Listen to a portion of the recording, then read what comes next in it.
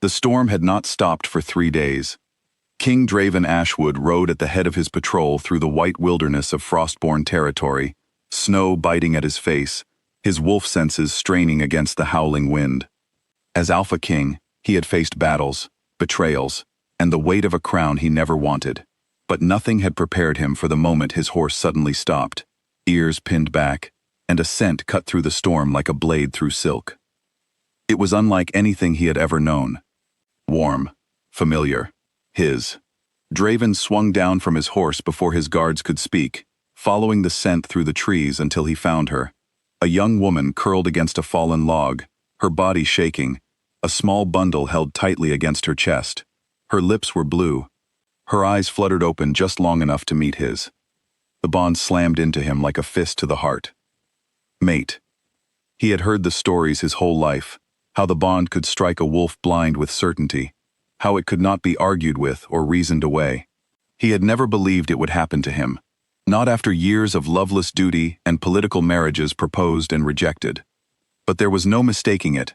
This stranger, half frozen in the snow with a baby in her arms, was his. "Hold on," he said, gathering her up along with the child. "You're safe now." She tried to speak, but her voice broke into a whisper before the darkness took her.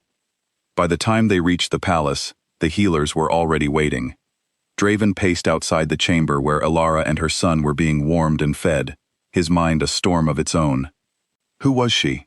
Where had she come from? And why, in a territory that belonged entirely to his pack, had he never once caught her scent before?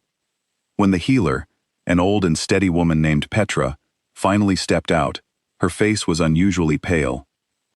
"Your Majesty," she said carefully, "there is something you should see."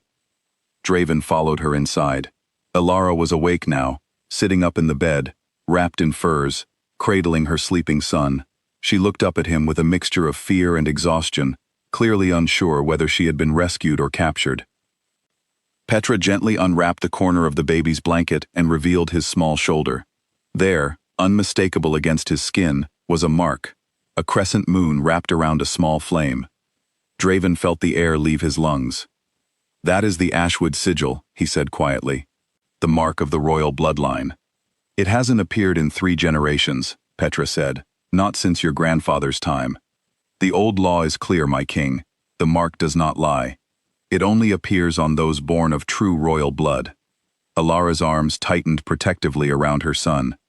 "I don't understand," she said, her voice trembling but firm. "I have never been to this territory before. I don't know your family. I don't know you." Draven studied her, searching for deception, and finding none.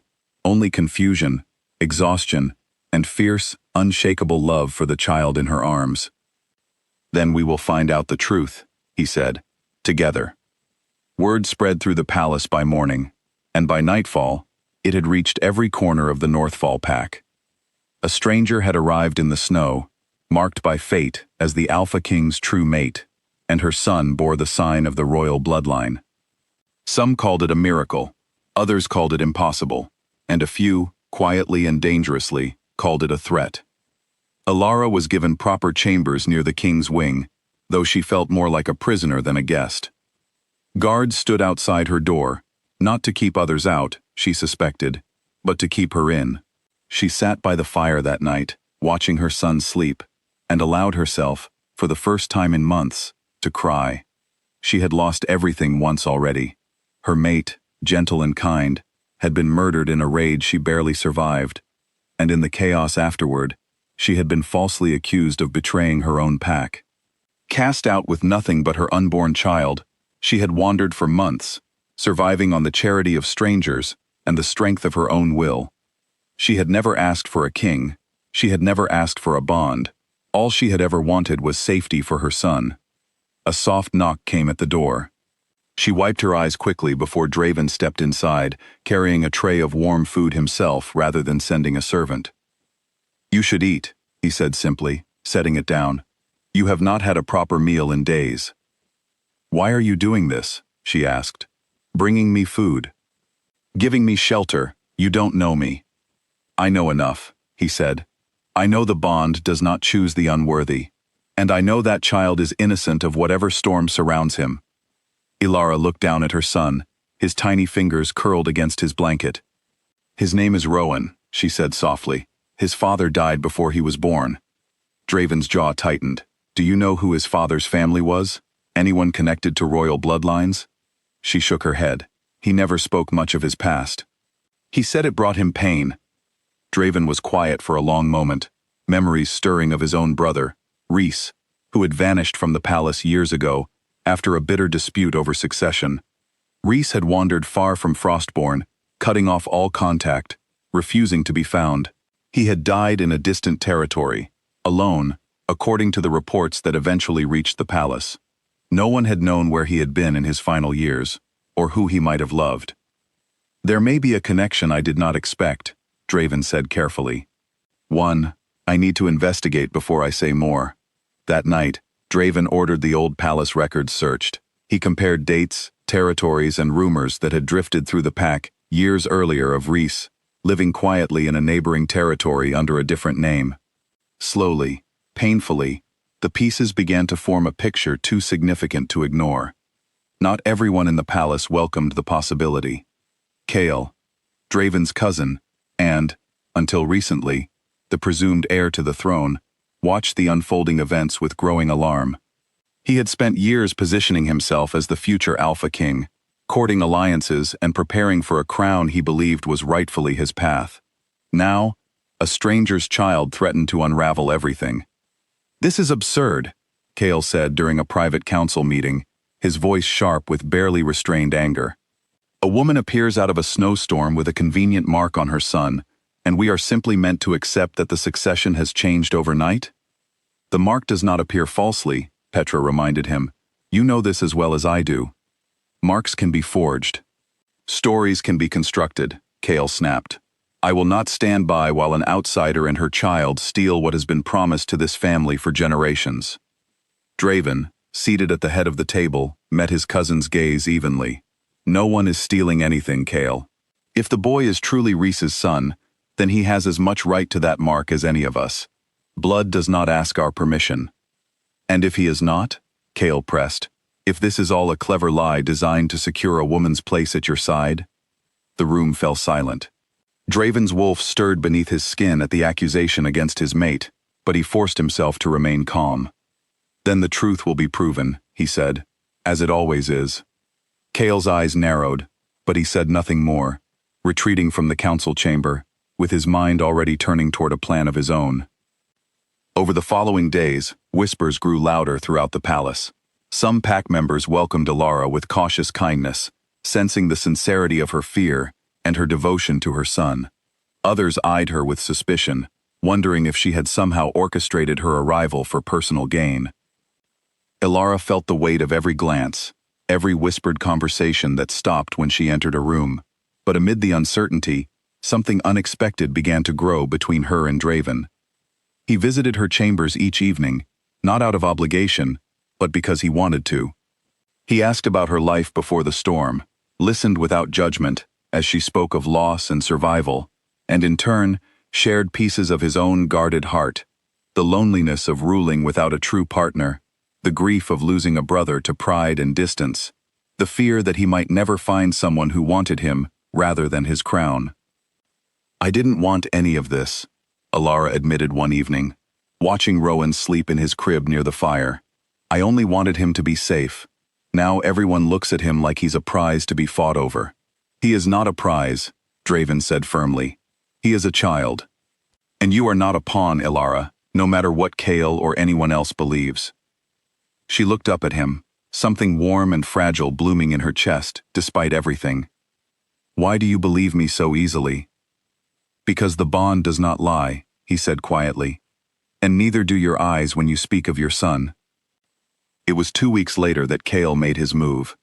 During a gathering of the full pack council, Chaol rose and formally accused Ilara of forging her way into the palace, claiming she had learned of the ancient sigil somehow, and marked the child herself to secure her place beside the king. It was a bold and dangerous accusation, one that could not be ignored under pack law. "I demand the flameright," Chaol declared, his voice carrying through the hall. "Let the old ritual prove whether that mark is true or false, and whether this woman's claims can be trusted. Gasps rippled through the gathered pack. The flameright was an ancient test, rarely invoked, in which a marked individual stood before a sacred flame said to reveal true bloodlines. If the mark was genuine, the flame would rise and glow in recognition. If it was false, the flame would remain dim, and those responsible for the deception would face severe punishment, including banishment. Draven stood immediately, his voice like thunder. "This is unnecessary. I will not subject an innocent child to—" "I accept," Ilara said, rising to her feet before he could finish. The hall fell silent. Draven turned to her, alarm etched across his face. "Ilara, you don't have to do this." "Yes, I do," she said, her voice steady, despite the fear in her heart. "I have spent months being doubted, accused, and cast aside for things I did not do. I will not spend the rest of my life in your court as a woman suspected of lying. Let the flame decide. I have nothing to hide." Draven searched her eyes, and saw not recklessness, but quiet, unshakable courage. He nodded slowly, pride swelling alongside his fear. "Then we face it together." The flameright was held 3 days later, beneath the open sky where the ancient fire pit had stood for centuries, untouched, except for the rarest of ceremonies. The entire pack gathered, their breath visible in the cold air, as Petra carried Rowan forward and gently placed him near the flame, with Ilara kneeling protectively beside him. The fire crackled low and orange, unremarkable, as the elders began the old chant, calling on the spirits of the bloodline to reveal the truth. Draven stood close, every muscle tense, his hand resting on Ilara's shoulder in silent support. For a long moment, nothing happened. Then, as the final words of the chant were spoken, the flame surged upward in a brilliant burst of white and gold light, rising higher than any torch, illuminating the crescent and flame mark on Rowan's shoulder so brightly that gasps and cries of astonishment swept through the crowd. The fire held its glow for several heartbeats before settling back into a warm, steady burn. The verdict was undeniable. The mark was true. Petra turned to address the pack, her voice carrying with practiced authority. "The bloodline is confirmed. This child is a true-born son of the Ashwood line, and his claim to the mark is genuine beyond doubt." Cale's face drained of color as murmurs of disbelief and awe swept through the crowd. His accusation, meant to expose a lie, had instead exposed his own desperation. Council members who had once supported his ambitions now looked at him with cold suspicion. Draven did not gloat. He simply pulled Ilara and Rowan close, relief and love written plainly across his face for the entire pack to see. "You never doubted her," an elder murmured to him afterward. "No," Draven said, watching Ilara wipe tears of relief from her eyes as she held their son close. "I never did."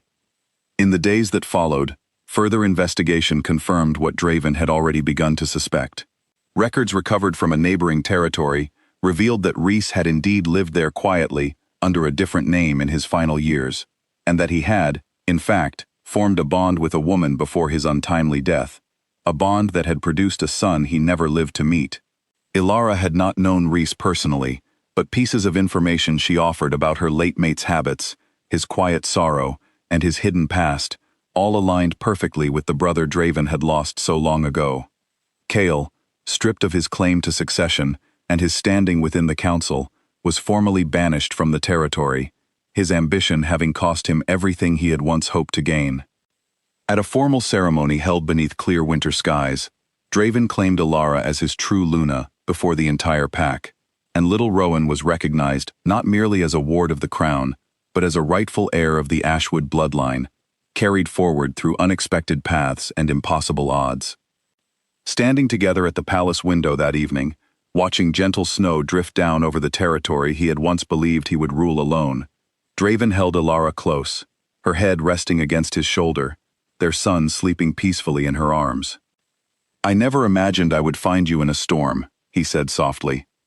"I never imagined I would find safety again," she replied, "let alone love." Outside, the snow continued to fall, soft and silent, blanketing the kingdom in white.